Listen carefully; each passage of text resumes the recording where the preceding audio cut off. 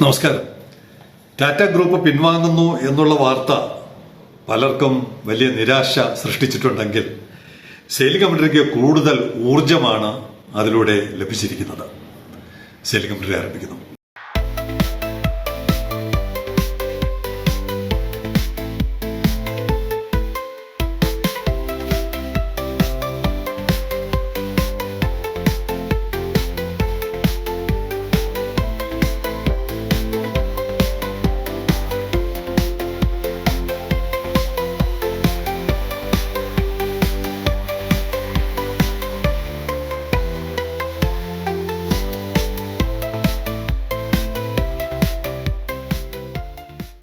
വലിയ പ്രതീക്ഷയോടെയാണ് നമ്മൾ 10,000 കോടിയുടെ നിക്ഷേപം. പൂർണ്ണമായും അത് തലസ്ഥാനത്ത് വരേണ്ട പ്രൊജക്ട് തന്നെയാണ്. കാരണം ബജറ്റിലും UDFന്റെ പ്രകടന പത്രികയിലും ഒക്കെ മദർ ഷിപ്പുകൾ നിർമ്മിക്കുന്ന ഒരു തുറമുഖം, ഒരു കപ്പൽശാല, മദർ ഷിപ്പുകൾ നിർമ്മിക്കുന്ന കപ്പൽശാലയെ കുറിച്ചാണ് പരാമർശം. അതുകൊണ്ട് തന്നെ അങ്ങനെ ഒരു പ്രൊജക്ടിനെ കുറിച്ച് ചിന്തിക്കുമ്പോൾ ആദ്യം പരിഗണിക്കപ്പെടേണ്ട സ്ഥലം തലസ്ഥാനത്തെ കടൽ തന്നെയാണ് എന്നുള്ള കാര്യത്തിൽ തർക്കമില്ല. ഇപ്പൊ ടാറ്റ ഗ്രൂപ്പിന്റെ പിൻവാങ്ങലിനെ കുറിച്ചൊക്കെ വാർത്ത വരുമ്പോൾ പലരും സെയിലിംഗ് കമ്പനിയോട് ചോദിച്ചു. പലരും നിരാശരായിട്ടാണ് ചോദിക്കുന്നത്, അയ്യോ എന്തു പറ്റി, എങ്ങനെ തകർന്നോ നമ്മുടെ സ്വപ്നങ്ങളൊക്കെ? ഒരു വിധത്തിലും തകരുന്നതല്ല. ഞാനതിനെ വളരെ പോസിറ്റീവായിട്ടാണ് കാണുന്നത്. ഈ നിമിഷം വരെ, ഈ പ്രസന്റേഷൻ എടുക്കുന്ന നിമിഷം വരെ ഞാൻ മുഖ്യമന്ത്രിയുടെ ഓഫീസുമായി ബന്ധപ്പെട്ടുകൊണ്ടിരിക്കുകയാണ്. എന്താണ് അത് സംബന്ധിച്ചിട്ടുള്ള വിശദീകരണം? വെറുതെ ശൂന്യതയിൽ നിന്ന് മുഖ്യമന്ത്രിക്ക് അങ്ങനെ ഒരു കാര്യം പറയാൻ കഴിയില്ല എന്ന് തന്നെയാണ് എന്റെ വിശ്വാസം. ഏതോ സോഴ്സിൽ നിന്ന് അദ്ദേഹത്തിന് നേരിട്ടോ അല്ലാതെയോ അദ്ദേഹത്തിന്റെ സ്റ്റാഫ് വഴിയോ എങ്ങനെയോ അദ്ദേഹത്തിന് വിവരം കിട്ടി. അതുകൊണ്ടാണ് സ്പോണ്ടേനിയസ് ആയിട്ട് ഒരു അഭിമുഖത്തിനിടയിൽ അദ്ദേഹത്തിന് പറയേണ്ടി വന്നത്. ഇനിയുള്ള ദിവസങ്ങളിൽ, ഇനിയുള്ള മണിക്കൂറിൽ അതിന്റെ വിശദീകരണം വരും. വന്നാലും ഇല്ലെങ്കിലും വിശദീകരണം എന്തായാലും വരണം. അതല്ല നമ്മുടെ വിഷയം. വലിയ മൈലേജ് ആ വാർത്ത സൃഷ്ടിച്ചിട്ടുണ്ട്. കേരളം കപ്പൽശാലയ്ക്ക് അനുകൂലമാണ്, അതാണ് ആ വാർത്ത. LDFന്റെ കാലത്ത് കേന്ദ്ര ഗവൺമെന്റ് ഇങ്ങോട്ട് ആവശ്യപ്പെട്ടു, സംസ്ഥാനങ്ങളോട് പ്രതികരണം, സ്ഥലം, നിക്ഷേപ സാധ്യതകൾ ആവശ്യപ്പെട്ടിട്ട് അനങ്ങാതിരുന്ന ഒരു LDF ഗവൺമെന്റിന്റെ സ്ഥാനത്ത് UDF ഗവൺമെന്റ് വളരെ വേഗതയിൽ സഞ്ചരിക്കുന്നു എന്നുള്ളതാണ് സെയിലിംഗ് കമ്പനിയെ സംബന്ധിച്ചിടത്തോളമുള്ള വളരെ പോസിറ്റീവായിട്ടുള്ള വാർത്ത. അങ്ങനെ ഒരു ആശയം മറ്റെല്ലാ ആന്ധ്രയോടും ഗുജറാത്തിനോടും ഒറീസയോടും ഒക്കെ അവരോടൊപ്പം ഞങ്ങളുമുണ്ട്, കേരളവും ഈ രംഗത്തുണ്ട് എന്നുള്ളൊരു വലിയ സിഗ്നലാണ് മുഖ്യമന്ത്രിയുടെ ആ പ്രസ്താവനയിലൂടെ ലോകം അറിഞ്ഞത്, ഇന്ത്യ അറിഞ്ഞത്. ഇനി ടാറ്റ ഗ്രൂപ്പ് പിൻവാങ്ങുന്നു എന്ന് തന്നെ വെക്കുക. എന്നാലും നമ്മൾ നിരാശപ്പെടേണ്ട കാര്യമില്ല. ഇതൊക്കെ നമുക്ക് സ്വന്തമായിട്ട് ചെയ്യാം. ഒരു സംസ്ഥാന സർക്കാരിന് സ്വന്തമായിട്ട് ചെയ്യാവുന്ന കാര്യമേ ഉള്ളൂ. കാരണം എന്താണെന്ന് അറിയാമോ? The state receives annual remittances around 2.16 lakh crore from expatriates. 2023 കണക്കാണ്. 2,16,000 കോടി രൂപയാണ് വിദേശ നാണ്യമായി, വിദേശ റെമിറ്റൻസായി കേരളത്തിലോട്ട് വന്നത്. 2,16,000 കോടി. ഇവിടെ എത്രയാണ് പറയുന്നത്? 10,000 കോടിയാണ്. അപ്പൊ കേരള ഗവൺമെന്റ് മുന്നിട്ടിറങ്ങി ഞങ്ങളുടെ ഒരു പ്രപ്പോസൽ, ഒരു പ്രൊജക്ട് മുന്നോട്ട് വയ്ക്കുന്നു. ഇത് കേരളത്തിന്റെ ഉടമസ്ഥതയിൽ, ജനങ്ങളുടെ ഉടമസ്ഥതയിൽ ചെയ്യാൻ ആഗ്രഹിക്കുന്നു എന്ന് പറഞ്ഞാൽ 10,000 കോടിയൊക്കെ വളരെ നിഷ്പ്രയാസത്തിൽ റേസ് ചെയ്യപ്പെടും. അതാണ് കേരളത്തിന്റെ സാഹചര്യം. അപ്പോ സാമ്പത്തികമല്ല തടസ്സം. ഇനി മറ്റുള്ള ഘടകങ്ങൾ എന്താണ്? ഇതിനൊരു മാർക്കറ്റ് ഉണ്ടോ? കപ്പൽ നിർമ്മാണ മേഖലയ്ക്ക് ഒരു മാർക്കറ്റ് ഉണ്ടോ? എന്തൊക്കെയാണ് അത് സംബന്ധിച്ചിട്ടുള്ള സാധ്യതകൾ? There are approximately 57,500 active cargo ships in the global merchant fleet. നമ്മൾ പറഞ്ഞല്ലോ, ഇതൊരിക്കലും ഒരു സ്റ്റാൻഡ് അലോൺ കപ്പൽ ഉൽപാദന കേന്ദ്രമായി മാത്രം ഡിസൈൻ ചെയ്യരുത്. ആദ്യം വരേണ്ടത് മെയിന്റനൻസ് ആണ്, സർവീസാണ്, കപ്പലുകളുടെ സർവീസാണ് ആദ്യം തുടങ്ങേണ്ടത്. എത്ര കപ്പലുകളുടെ? 57,500 ആക്റ്റീവ് കാർഗോ ഷിപ്സ് ഇനിയുണ്ട്.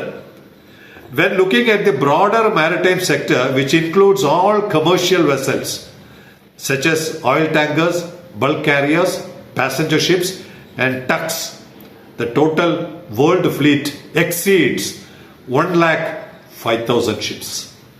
1,05,000 യാനങ്ങൾ, എല്ലാത്തരം കപ്പലുകളും അടങ്ങുന്ന ഒരു വിപുലമായ മാർക്കറ്റിന് വേണ്ടിയാണ് നമ്മൾ മെയിന്റനൻസ് കേന്ദ്രം തുറക്കേണ്ടത്. അത് ഏത് തരത്തിലുള്ള മെയിന്റനൻസ് കേന്ദ്രമായിരിക്കണം? 17 മീറ്റർ ഡ്രാഫ്റ്റ്, 18 മീറ്റർ ഡ്രാഫ്റ്റിലെങ്കിലും വരുന്ന ആ അളവിലുള്ള കപ്പലുകളെ പോലും ടാങ്കർ 22-23 മീറ്റർ ഡ്രാഫ്റ്റിലാണ് വരുന്നത്, ഫുള്ളി ലോഡഡ് ആണെങ്കിൽ.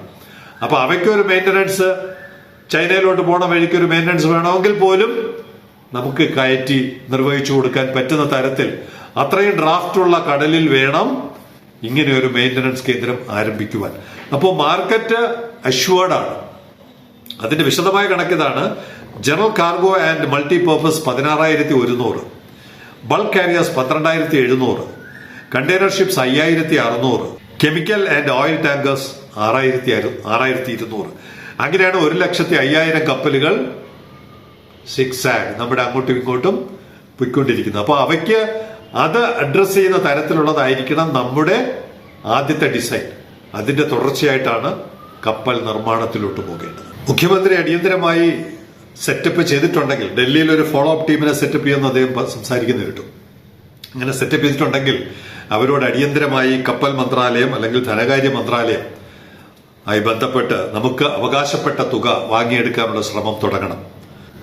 9,930 crore for funding greenfield ship building clusters.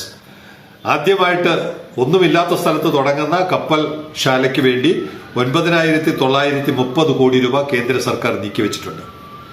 The ship building development scheme, അതിന്റെ സ്കീമിന്റെ പേര് ship building development scheme will provide 100% മുഴുവൻ തുകയും തരും. Capital assistance in the form of a grant. ഇപ്പോഴും നമ്മളത് ഉറപ്പാക്കണം. വായ്പയല്ല, ഗ്രാന്റ് ആണെന്ന് എഴുതി വെച്ചിട്ടുണ്ട്. In the form of a grant for eligible components of greenfield ship building clusters such as breakwaters. അത്യാവശ്യം നമുക്ക് ബ്രേക്ക് വാട്ടർ വേണം. ഇപ്പൊ ബ്രേക്ക് വാട്ടറിന്റെ 100% പണവും കേന്ദ്രം തരും. Land reclamation, land development etcetera ഒരുപാട് ഘടകങ്ങൾ അവർ പറയുന്നുണ്ട്. അപ്പോൾ ഇതിന് കേന്ദ്രത്തിന്റെ വകയായിട്ട് 9,930 കോടി രൂപ കയ്യിലിരിപ്പുണ്ട്. നമുക്ക് ആവശ്യമായിരുന്നു. നമ്മുടെ ബ്രേക്ക് വാട്ടർ 2.9 കിലോമീറ്റർ ബ്രേക്ക് വാട്ടറിന് 1,350 കോടി എന്നാണ് എന്റെ ഒരു ഓർമ്മ, നമ്മുടെ ട്രിവാൻഡ്രം തുറമുഖത്ത്. അപ്പൊ ഏകദേശം 1,500 കോടി രൂപയുടെ ബ്രേക്ക് വാട്ടർ തീരും. ബാക്കിയൊക്കെ നമുക്ക് അറ്റകുറ്റപ്പണിയിൽ നിന്ന് തന്നെ പൈസ റൈസ് ചെയ്യാം. ബ്രേക്ക് വാട്ടർ കഴിഞ്ഞ ഉടനെ നമുക്ക് അറ്റകുറ്റപ്പണി തുടങ്ങാം. പിന്നെ ഒന്നും കാത്തു നിൽക്കേണ്ട ആവശ്യം വരുന്നില്ല. അപ്പൊ അങ്ങനെയുള്ള അതിനുവേണ്ടി കേന്ദ്ര ഗവൺമെന്റ് പണം മുടക്കാം, പണം തരാൻ തയ്യാറാണ്. വാങ്ങിയെടുക്കാൻ കേരളം മുന്നിട്ടിറങ്ങണം എന്ന് മാത്രമാണ് ഒരു താല്പര്യം നമ്മൾ പ്രകടിപ്പിക്കുന്നത്. പുതിയൊരു ചിന്തയ്ക്ക്, പുതിയ സ്വപ്നങ്ങൾക്ക് തുടക്കം കുറിച്ചു മുഖ്യമന്ത്രിയുടെ ഈ വെളിപ്പെടുത്തൽ. അത് ശരിയായാലും തെറ്റായാലും കേരളത്തിന് ഗുണം മാത്രമേ ചെയ്യൂ എന്നുള്ളതിന് 2 റെസ്പോൺസ് കൂടി നൽകാം.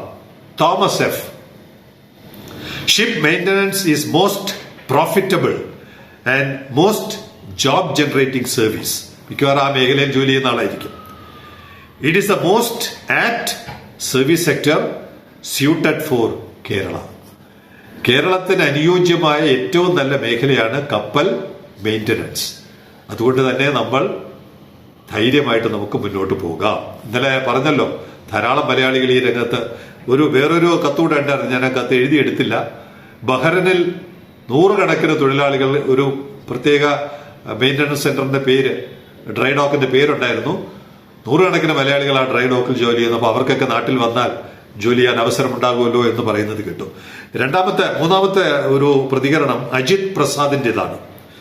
ആർജവമുണ്ടെങ്കിൽ മദർഷിപ്പുകളുടെ എക്സ്ക്ലൂസീവായ ഒരു മെയിന്റനൻസ് യാർഡ് ദൈവാനുഗ്രഹത്താൽ ഉരുത്തിരിഞ്ഞു വരുന്നു പ്രകൃതി നൽകിയ കടലാഴങ്ങളിൽ.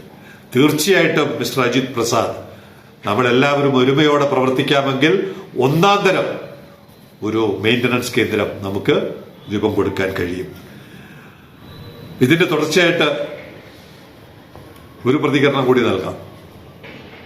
ഇന്നലത്തെ കപ്പൽശാലയുടെ വാർത്തയെക്കുറിച്ചാണ്. സർ, അവർ company is stepping in to a small ship building associated വിത്ത്.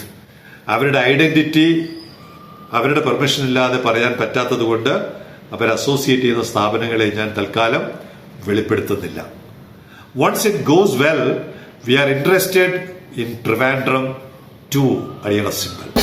തിരുവനന്തപുരത്ത് വന്ന് കപ്പൽശാല തുടങ്ങാൻ ഇന്ത്യയിലെ മറ്റൊരു താരതമ്യേന ചെറിയ സ്ഥാപനമാണ്. എന്നാൽ പോലും അവർക്ക് ധൈര്യം തന്നതും അവർക്ക് താല്പര്യം വന്നതും സെയിലിംഗ് കമ്പനിയുടെ നിരന്തരമായ പരിശ്രമത്തോടൊപ്പം മുഖ്യമന്ത്രിയുടെ വെളിപ്പെടുത്തൽ കൂടിയായിരുന്നു എന്ന് എടുത്തു പറയേണ്ടിയിരിക്കുന്നു. Be in touch. Newsletter അയച്ചു കൊടുത്തപ്പോൾ ഇമ്മീഡിയറ്റ് ആയിട്ട് അദ്ദേഹം നൽകിയ പ്രതികരണമാണ്. എന്തായാലും വളരെ ശുഭകരമായ കാര്യങ്ങളാണ് ഈ അടുത്ത ദിവസങ്ങളിൽ സംഭവിച്ചുകൊണ്ടിരിക്കുന്നതും ഇനി സംഭവിക്കാനിരിക്കുന്നതും.